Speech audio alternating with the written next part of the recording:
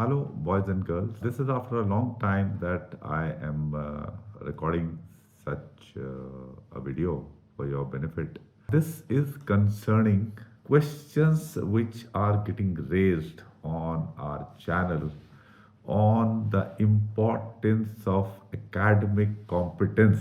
And people are posting comments like that they had some friend who got selected and no academic question was asked to the selected candidate. So, how academic competence is important?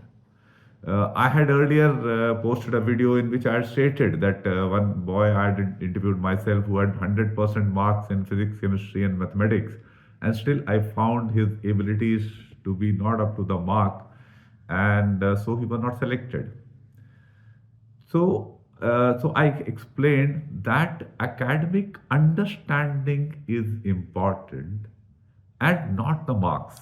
The selection system, in the selection system, the assessors will use their own techniques to identify, or rather, not identify, to assess the competence of an individual. Generally, I avoid speaking about officer like qualities, their explanation, their assessment, and things like that.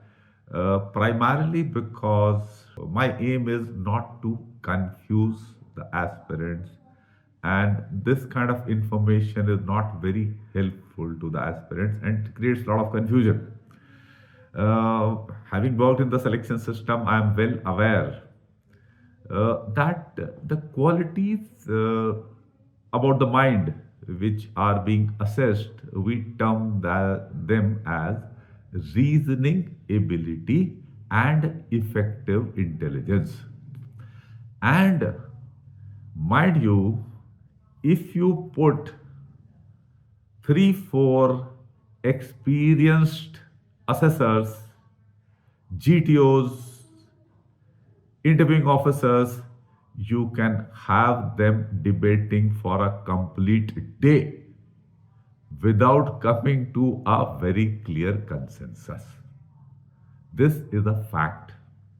So, if this be a fact, then it is appropriate that I try to keep you away from the selection system's jargon which gets used. But to settle this aspect, of the importance of academic competence, which I say for a student, academic competence weightage is 35%, and for a working professional, work knowledge substitutes for academic competence, and I give it a weightage of 35%. Now, how do I explain this? And why sometimes no questions may be asked on academic aspects or work knowledge? So let me explain this to you. You see, talking of the interview specifically now, let us say, for example, a aspirant has come from Meerut, and he is facing the interviewing officer in Bhopal.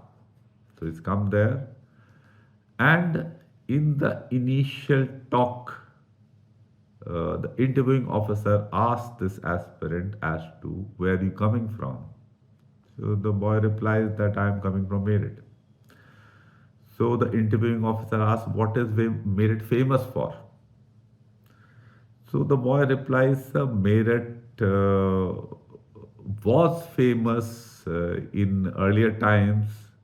As per the epic Mahabharat, it was supposed to be Ravan's Sasural because Mandodari was supposed to be coming from Meerut. So that is way back in history. Thereafter comes that, in North India, the first war of independence of 1857 commenced from Meerut. So the interviewing officer asks, so, okay, you're talking about the Mangal Pandey started 1857 revolt. So the aspirant replies, sir, actually, Mangal Pandey is wrongly associated with merit, and it is quite common. People believe that, but the fact is that Mangal Pandey started the rebellion in Barakpur and not Meerut. In Meerut, there were quite a few native soldiers who were imprisoned wrongly, based on the story which you may be well aware about, that Enfield rifles having cow fat and pig's fat, and because of that, the soldiers were refusing to fire those cartridges. So they were released by Havaldar, sergeant equivalent person. And then this Delhi Chalo March started on 10th May 1857. So that's how, Meerut is involved with the first war of independence. Thereafter, sir, in recent times, Meerut has got the sports industry. We have big manufacturers like SG. The SG ball is famous. In the world, there are three famous cricket balls: SG of India, then Kookaburra of Australia, and Duke of England. So these are the balls which get used internationally. So Meerut has got its footprints there. Hardik Pandya, Rahul, they use the SG bat, and so many others international players also. So like that, sports industry is big in Meerut and Jalandhar. These are two centers, in major centers in India. In the field of jewelry also, Meerut is doing quite well. We have a population about 14 lakh, and it's one of the fast growing centers in Western UP. And schooling is good. So these are some of the good points about Meerut. Earlier times, scissors were also quite famous from Meerut. So these are some of the things. So the interviewing officer asked, so you talked about, Mandodri, Ravan. So how far is Hastinapur from Meerut? So the aspirant replies, sir, it is about 40 kilometers or so, not very far off from Meerut, and probably it was there in the outskirts of the Indraprastha kingdom of Kaurav Pandavas, as the epic written by Ved Vyas states. So the interviewing officer asked, so you think that was not a reality, this Mahabharat war? The aspirant replies, sir, to the best of my understanding, it is a book, epic book like Ramayana. Mahabharata is a famous epic. I don't think that it is based on factual history. So, but the interviewing officer asked, okay, what improvements would you like to make in Meerut if you were given a chance and you had all the funds available? So the aspirant replied, so we have a very big nala which runs through the heart of the city, Abu Ka Nala, and it is open, and it is a health hygiene hazard. A lot of mosquitoes and dirt, filth comes in the middle of the town. If a project could come up to cover up this drain, it would be a very good step. Moreover, it will create a lot of space for vehicle parking and maybe for commercial utilization, because the towns and marketplaces are pretty congested. So these are some of the schooling in Meerut is pretty good, but college standards are really not up to the mark. Though there are a lot of engineering colleges, medical institutes, but most of the bright students from Meerut prefer to go and study further in college in Delhi. These are two major things which come straight to my mind. Okay, so this is just a little conversation the interviewing officer has with the aspirant. Now, when he has this conversation, he realizes that this person's reasoning ability and effective intelligence, general knowledge, awareness, and other things, communication skills, are of a pretty high order.